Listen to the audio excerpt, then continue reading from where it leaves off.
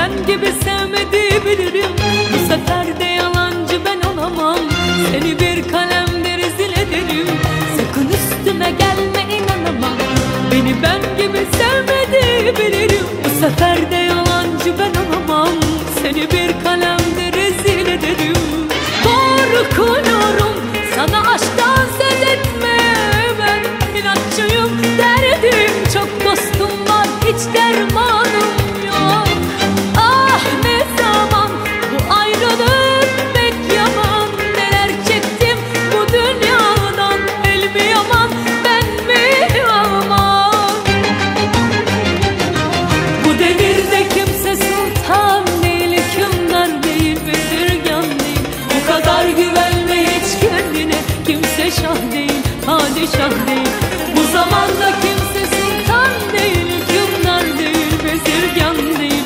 Bu kadar güvenme hiç kendine, kimse şah değil, padişah değil. Bu devirde kimse sultan değil, hükümdar değil, bezirgan değil. Bu kadar güvenme hiç kendine, kimse şah değil, padişah değil.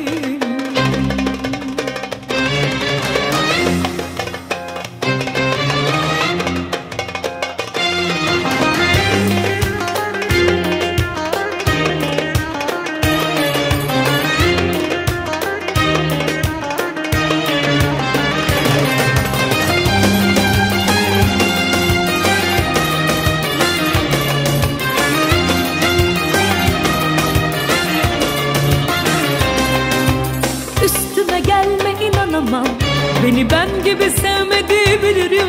Bu sefer de yalancı ben olamam. Seni bir kalemde rezil ederim. Sakın üstüme gelme, inanamam.